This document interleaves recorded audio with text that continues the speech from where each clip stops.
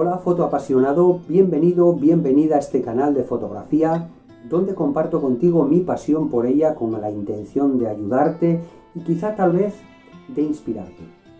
En el vídeo de hoy quiero compartir contigo 5 motivos que arruinan tus fotografías directamente. Lo hago desde mi experiencia personal y errores que yo he cometido quiero compartirlos contigo para que tú no los cometas. Y para no andar perdiendo el tiempo vamos a entrar en materia con el primer motivo por el cual tus fotografías no son todo lo buenas que debieran ser. Estoy hablando de que cuides la composición en la fotografía. ¿Qué te quiero decir con esto? Muy fácil, que seas capaz de dominar la escena, aplicando las técnicas de composición fotográfica. En este sentido me gustaría poder ayudarte compartiendo contigo un ebook sobre composición fotográfica que puedes descargar tanto en la descripción de este vídeo como en el comentario destacado. Es un PDF con muchas técnicas de composición que puedes llevar a cualquier lado porque lo puedes llevar en tu teléfono, así que tanto si disparas utilizando el móvil como una cámara siempre lo puedes tener a mano en tu dispositivo hasta que hayas asimilado todas las técnicas y seas capaz de haber desarrollado tú ese ojo fotográfico que todo fotógrafo tenemos que desarrollar. El segundo motivo por el que arruinamos muchas veces las fotografías es que no prestamos atención a la materia prima de la fotografía, la luz. ¿A qué me refiero? Verás, cuando eres principiante y cuando haces fotos por ahí, normalmente no las hacemos en un estudio donde podemos controlar la luz.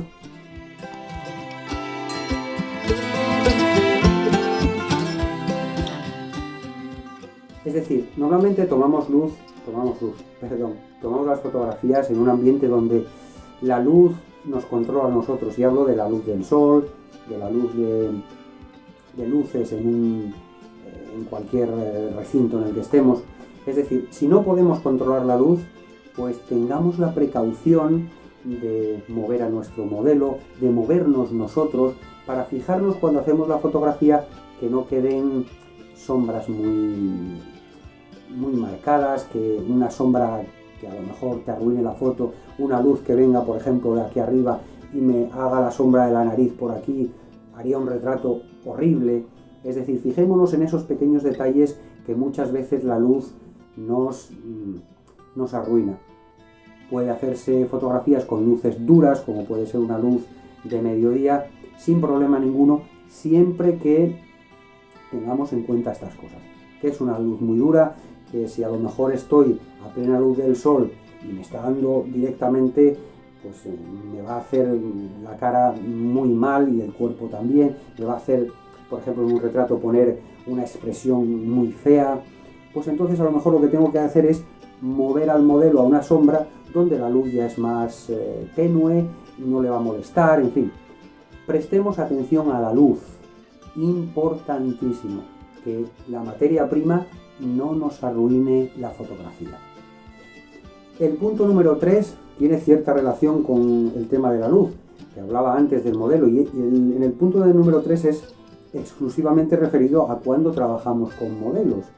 Es decir, vamos a intentar manejar al modelo para que, por ejemplo, ¿te acuerdas que te hablaba antes de que si lo pongo delante de una luz dura, pues va a poner expresiones faciales bastante feas, bastante desfavorables? Entonces, movamos al modelo para que tenga una expresión más agradable. Fijémonos en lo que hay detrás del modelo, cosas que pueden distraer. Por ejemplo, hablando de modelos, es muy importante, imagínate que detrás del modelo hay un árbol y le salen las ramas por aquí detrás. Aunque haya un cierto desenfoque, hagas un efecto bokeh, eso no va a quedar muy bien. A lo mejor tienes que moverlo un poco para que el fondo de atrás sea suave y quede el modelo bien. Pues otra cosa puede ser que le mandes al modelo a apoyarse en la mano. Si se apoya así y aplasta su cara, queda horrible. Sin embargo, si le mandamos que juegue con las manos y se las pongo así, una mujer que queda como más sensual y tal, sin llegar a aplastarse la cara. Bueno, estudia un poco cómo manejar a los modelos y hagamos que el modelo salga favorecido, porque eso va a ir en favor de la fotografía, por supuesto. Número 4. Esto es algo que uno hace cuando ya va teniendo cierta experiencia en fotografía, y es no fotografiar a todo lo que se menea. ¿Qué te quiero decir con esto? Que no todo es fotografiable. Yo entiendo que vamos a un lugar y nos parece fantástico, pero no es cuestión de hacerle fotografía a todo. Y aquí voy a los puntos 1 y 2, la composición y la luz, por ejemplo. Yo puedo estar en un lugar fantástico a las 3 de la tarde con una luz muy dura y unas sombras muy pronunciadas y me van a salir unos churros de fotografía. Es decir, lo que te quiero decir aquí es, piensa la fotografía. ¿Por qué? Porque si en ese lugar tan fantástico, yo en vez de estar haciendo fotografías a todo lo que se mueve y a todos los rincones y a todas las cosas, pienso un poco, pienso en la composición, pienso en cómo incide la luz en cada lugar. Y ahora voy al punto anterior, pienso en que si tengo un modelo, ¿cómo lo voy a poner? Desde luego, le voy a sacar muchísimo más partido al lugar, haciendo 4 fotos buenas que 50 churros de hacer fotografías a todo lo que se menea. Esto es algo que yo cometí cuando era principiante y creo que todo el mundo lo hace, es decir, pensando, bueno, yo voy a hacer fotografías a todo, que alguna saldrá bien.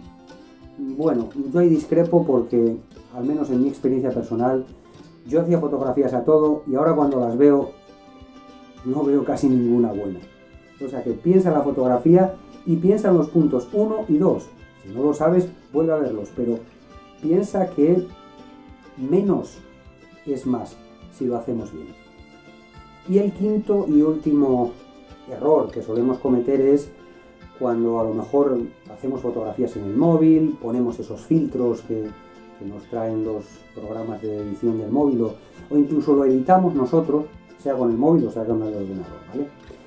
Tendemos cuando somos novatos a sobresaturar los colores. Y esto es algo realmente que bajo mi punto de vista en muy pocas ocasiones es recomendable, salvo que a lo mejor hagamos una fotografía de corte futurista o un tipo de cosa así más artístico.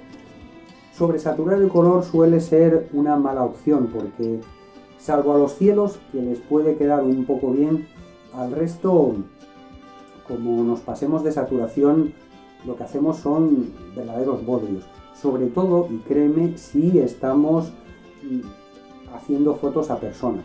¿Por qué? Porque cuando sobresaturamos la piel puede ocurrir que se vea o muy amarillenta, porque la piel a veces tiene tonos amarillos, o muy rojiza, porque puede tener ciertos tonos rojos.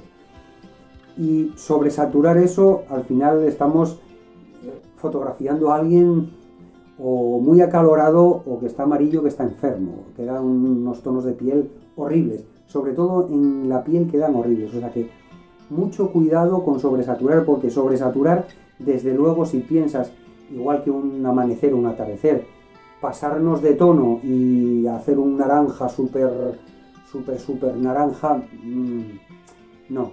Hay que tener un balance ahí, mucho cuidado de no pasarse, porque también ahí menos es más.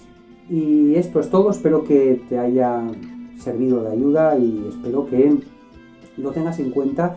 Recuerda descargar el libro si quieres, es gratis por supuesto, y puedes darme un like, puedes comentar, ver que estoy abierto a que me digas qué otros tipos de errores o cosas a mejorar podemos hacer, y en cualquier caso, felices fotos.